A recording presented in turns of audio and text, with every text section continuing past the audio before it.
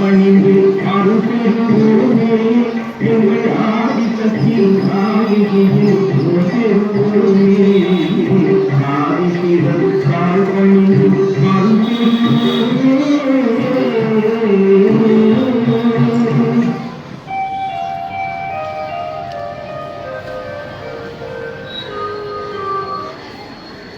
வணக்கம் சுவாமி. வணக்கம். சற்று முன்னிங்கே பாடியது தாங்கள் தானே? இறைவன் மேல் ஒரு அம்மையார் இனிமையாய் பாடும் குரல் கேட்டது. அதை மெய்மறந்து நானும் உம்மோடு சேர்ந்து பாடினேன். ஆமா, சற்று முன் பாடியது தாங்கள் தானே? ஆம் சுவாமி. இதுவெளி நீங்கள் குலதெய்வமான திருநாவுக்கரசரை நினைத்து நான் தான் பாடினேன். திருச்சேற்றம்பலம். என் நல்ல ஆழமான கருத்தமைந்த பாட்டம்மா. சுவாமி, தாங்கள் யார் என்று அறியலாமா? இறைவனை பாடி அருள் புரியும் ஒரு சிறிய தொண்டன் நான்.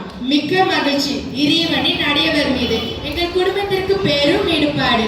ஐயா, கலைப்பாடி இருக்கிறீர்களே, கொஞ்சம் பசி ஆகிறீர்களா?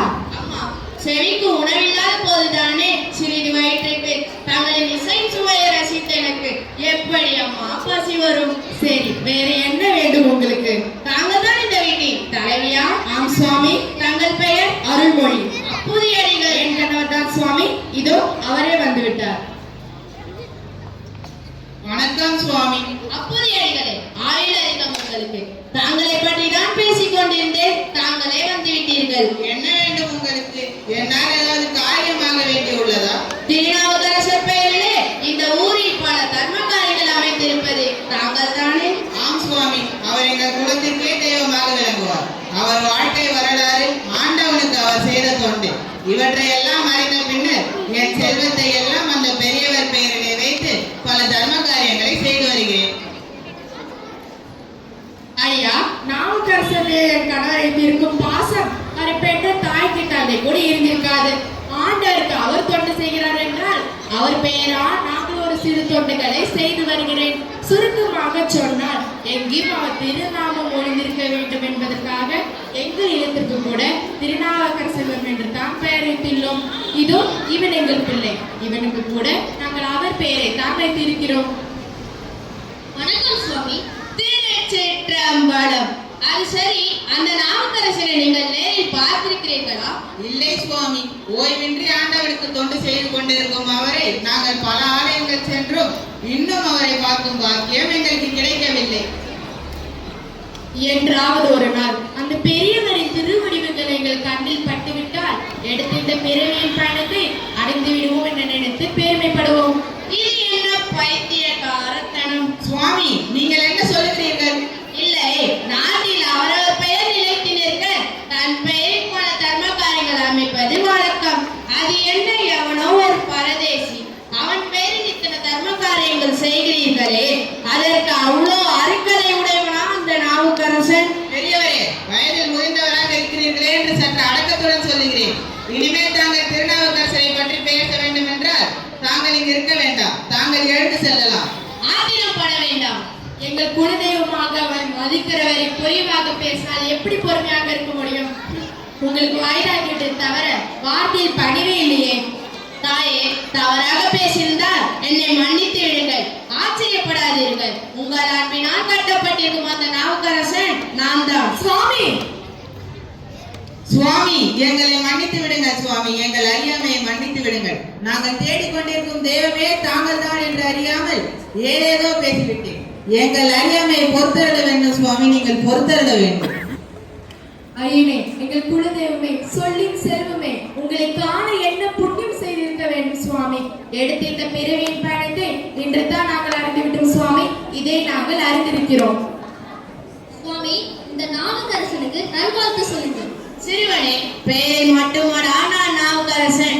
வருங்காலத்திலே நீ இந்த நாவுக்கே அரசனாக போகிறாய், அரசனாக போகிறாய். சுவாமி, இன்று ஒரு பொன்னான நாள், சுப நாள். எங்கள் தெய்வமே எங்களுக்காக வந்த நாள். உலகிலே எங்களை போல் பாக்கியசாலி வேறு யாருமே இல்லை. பெரும் மகிழ்ச்சி அடைகிறோம். நானும் மகிழ்ச்சி அடைகிறேன். ஏனென்றால் இறைவனை தவிர வேறு எதுவும் உறவில்லை என்று எண்ணினேன். அப்படிப்பட்ட எனக்கு இப்படி ஒரு நல்லுறவா? திருச்சேற்றம்பலம். நாவுக்கரசரே, உங்கள் சொல்லி நாயகத்தை நான் கேட்டோம். ஆனால் இப்பொழுது நேராகவே கண்டு உள்ள குளிந்து விட்டோம். எதையும் சொல்லும் மறுக்கதை எனக்கேது? எல்லாம் அவன் செயல். நான் சொல்லும் வார்த்தை எல்லாம் அவன் சொல்லும் வார்த்தை. உள்ளிட்டு அவன் பேசுகிறான், நான் உதட்டை மட்டும் தான் அசைக்கிறேன். சுவாமி, இனி நாங்கள் எங்கும் செல்லக்கூடாது. என் வீட்டிலேயே தான் நீங்கள் தங்கி இருக்க வேண்டும். இந்த கட்டையில் உயிர் இருக்கும் வரை பாரிக்கும் இடமெல்லாம் சென்று கைலைநாதனை நான் பாட வேண்டும். என்னால் இங்கு தங்க முடியாது. சுவாமி, சிறு நாட்காதிற்கு தங்க செல்லக்கூடாதா? இந்த சிறியனை மன்னித்து விடுங்கள் தாயே. சுவாமி, இன்று ஒரு நாளாவது ஒரே ஒரு வேளையாவது நீங்கள் முன்வருந்தி செல்ல வேண்டும் சுவாமி. எனக்கா விருந்தா? சுவாமி, இதையும் தாங்கள் மறுத்துவிட்டால் எங்கள் மனம் பெரிதும் பாதிக்கும். சரி, உங்களுக்காக ஒரு வேளை உணவருந்தி செல்கிறேன். ஒரே வேளை ஆண்டவனை நான் தரிசிக்க செல்லுகிறேன். அதற்கு உணவு தயார் செய்து விடுகிறேன் சுவாமி. சிறுவனே, இன்று நீயும் நானும் சேர்ந்து உணவருந்த வேண்டும். என்ன? ஆகட்டும் சுவாமி. வருகிறேன். சுவாமி, துணைக்கு நானும் வரட்டுமா? இந்த ஒரு நாள் மட்டும் உங்கள் துணையை நான் நாடிவிட்டால் நாளை நான் யார் துணையை நாடுவது? அது மட்டுமல்ல, நீங்கள் இல்லறவாசி, என்னை பின்தொடராதீர்கள். அருள்மொழி, நீ விருந்துக்கு வேண்டிய உணவை எல்லாம் விரைவில் தயார் செய். நான் இப்பொழுதே அங்காடிக்கு சென்று திருநாவுக்கரசருக்கு மணமாலை வாங்கி வருகிறேன். நாவுக்கரசா, உன் அன்னைக்கு துணையாக எங்கே இரு. வரட்டுமா? சரி.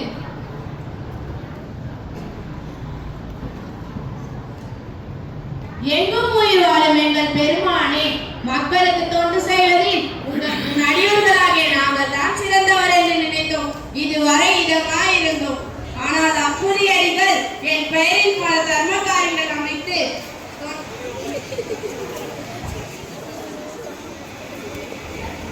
தொண்டு செய்வதில் உன் அடியோர்களாகிய எங்களையே விட்டுவிட்டான். இதை பார்க்கும் பொழுது உன் அடியோர்களாகிய நாங்கள் எல்லோரும் அவருக்கு நன்றி சொல்ல கடமைப்பட்டிருக்கிறோம்.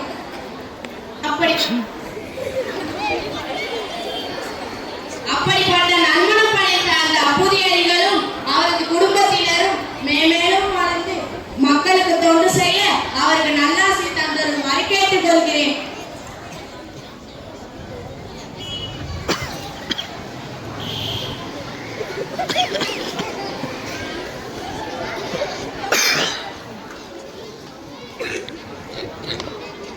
அம்மா, இன்று எவ்வளவு சீக்கிரத்தை நீங்கள் உணவு சமைக்கிறீர்கள் தெரியுமா?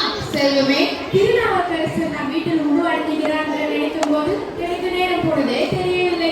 நானும் திருநாவுக்கரசரும் சேர்ந்து உண்பத்திலும் என்று நினைக்கும் போது என் பள்ளி அது சரி, உணவெல்லாம் மறைந்து முடிந்த பின் பாடி சிலவற்றை நீ அவரிடமே பாடி கட்ட வேண்டும். அப்படியே பாடுகிறேன் அம்மா. அவரிடம் என்ன பேசாமல் அணுகி வார்த்தை பண்ணியிருக்க வேண்டும் தெரியுமா? ஆகட்டும் அம்மா. சரி சரி, நேரமாக சென்று வாழையை பெறுகிறார். சரி அம்மா.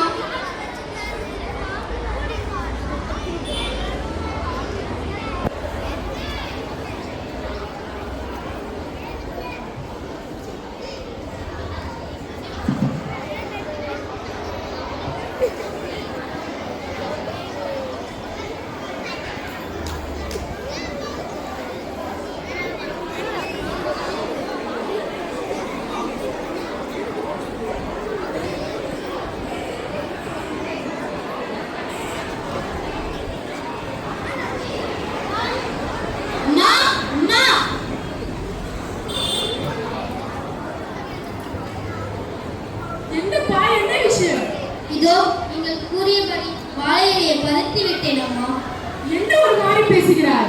இனி நான் உங்களுக்கு தேவைப்பட மாட்டேன் அம்மா. என் செல்வமே, என்னை சொல்கிறார்? வாழையை பறித்து செல்லும்போது நல்ல பாம்பனை தீட்டி விட்டது அம்மா. நாவுக்கரசா, திருநாவுக்கரசரிடம் முன்வருந்த முடியாது போல இருந்தது.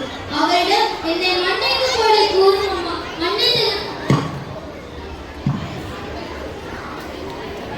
ஐயோ, என் மகனே நாவுக்கரசா, உன் மீது இப்படியா முடிய வேண்டும்? நல்ல பாம்புக்கு பலி கொடுப்பதற்காக நான் 10 மாதம் சுமந்து பற்று வளர்த்தி சீராட்டி வளர்த்தேன். உன்னை கடித்த பாம்பு என்னை கடிக்கூடாதா? எங்கேயாவது மோசம் செய்து விட்டு போனாய். என்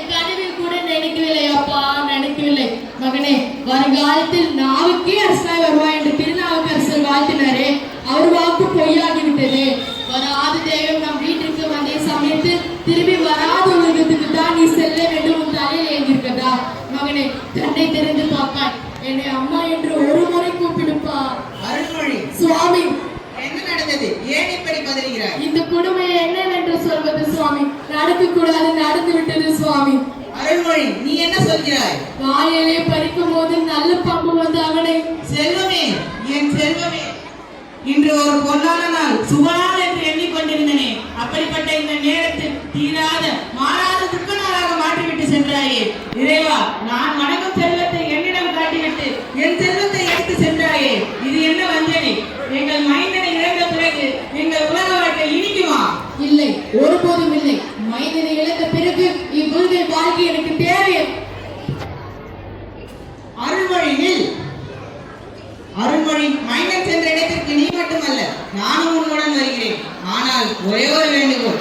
நம்மிடம் ஒரே ஒரு வேளை உணவருந்த சம்மதித்து சென்றிருக்கிறாரே என்ற திருநாவுக்கரசர், அவரை ஒரே ஒரு வேளை உணவு உபசரித்த பின் நாம் இருவருமே மைந்தன் சென்ற இடத்திற்கே செல்வோம். பிள்ளையை பறி கொடுத்த நேரத்தில் பெரியவரை எப்படி உபசரிப்பு செய்வது சுவாமி? அப்புதியடிகளே, அடியேன் வந்துவிட்டேன் ஐயா.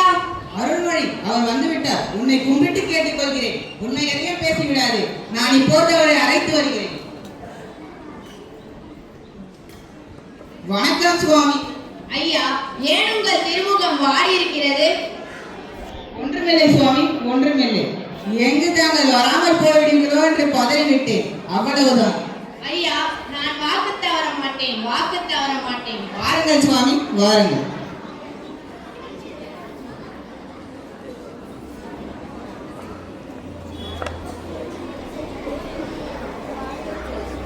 வணக்கம் சுவாமி. எல்லா நலனும் பெற்று இன்புற்று வாழ்க. அமருங்கள் சுவாமி, அமருங்கள். நீங்களும் என்னோடு சாப்பிடுங்கள். இல்லை சுவாமி, நாங்கள் இருவரும் உங்களுக்கு உபசரிப்பதில் தான் பெருமைப்படுகிறோம். விருந்துக்கு அழைத்தவரும் விருந்துண்ண வந்தவரும் சாப்பிட்டால்தான் அது விருந்து, இல்லாவிட்டால் அது மருந்து. சுவாமி, என்னை மன்னித்து விடுங்கள். நான் சிறியவன். உங்களோடு சேர்ந்து சாப்பிடும் அருகதை எனக்கு ஏது. ஐயா, தாங்களுடன் சேர்ந்து சாப்பிடுவதை நான் பெருமையாக நினைக்கிறேன், மறுக்காதீர்கள். ஆகட்டும் சுவாமி, ஆகட்டும். உங்கள் கூற்றுப்படியே நடக்கிறேன். நாம் இருவரும் சேர்ந்து சாப்பிட்டால் மட்டும் போதுமா? உங்கள் பிள்ளை இருக்கிறாரே, அவனை கூப்பிடுங்கள். நானும் சேர்ந்து சாப்பிட்டால் இன்னும் நன்றாக இருக்கும். அவன் இனி நமக்கு தேவைப்பட மாட்டான் சுவாமி. ஏன் அப்படி சொல்கிறீர்கள்? அவன் இறந்து விட்டான் சுவாமி. எங்களை எல்லாம் விட்டு பிரிந்து விட்டான். என்ன சொல்கிறீர்கள்? வானிலை பறிப்பதற்காக தோட்டத்துக்கு செல்லும் போது அவன் தீண்ட மாட்டி விட்டான். எங்க அந்த பிள்ளை? சிவசிவா, இறந்த பிள்ளை வைத்துக் கொண்டாடி இந்த விருந்து, இது என்ன கொடுமை? எங்க அந்த பிள்ளை? வாருங்கள் சுவாமி, பாருங்கள். எப்படி இருந்த பிள்ளை விஷமேறி எப்படி கிடைக்கிறான் என்று பாருங்கள் சுவாமி. இறைவா, இறைவா, ஏன் இந்த விளையாட்டு? இது என்ன நாடகம்? நாட்டிலே நன்மை செய்வோர்க்கெல்லாம் தீமையும் காட்டுகிறாய். உன் ஐதேயத்துக்கே, உன் புகழுக்கே, உன்னை போற்றி பாடும் நாதனுக்கே வேண்டாம் வேண்டாம் இழந்த வேடிக்கை. உன் சங்கதிக்கே வருகிறேன். இறந்த இந்த பிள்ளையை உன்னிடமே ஒப்படைக்கிறேன். அதற்கு நீயே ஒரு வழிகாட்டு.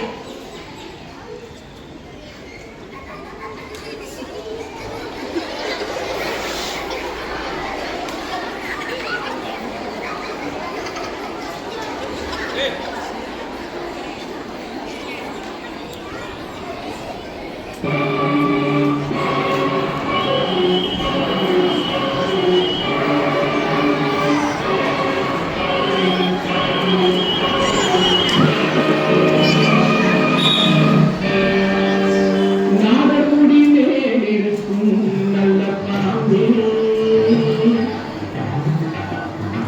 நாடகுடி மேலிருக்கும் நல்ல பாம்பே, உனக்கு நல்ல பெயர் வைத்தவனா கொண்டு பாம்பே.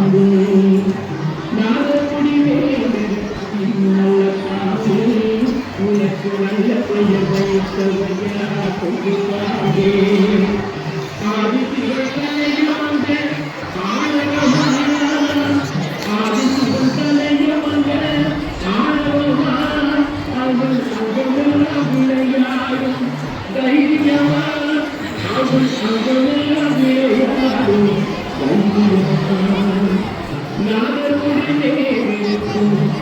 பாம்பே. உனக்கு நல்ல பெயர் வைத்தவர் யார்?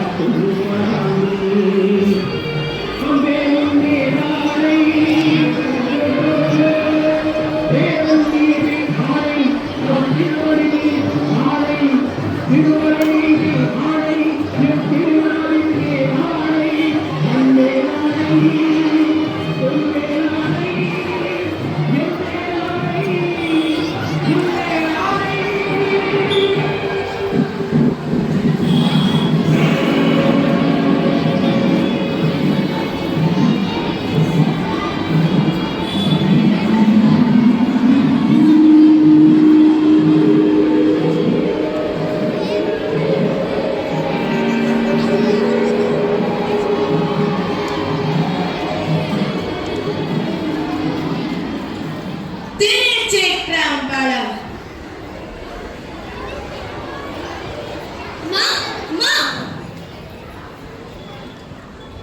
அப்புதியடிகளே, அருள்மொழி அம்மையாரே, ஈசன் மீண்டும் தந்த இந்த தெய்வ நாவுக்கரசனை ஏற்றுக்கொள். இவனை குறைவின்றி நிறைவோடு வைத்து வாழுங்கள்.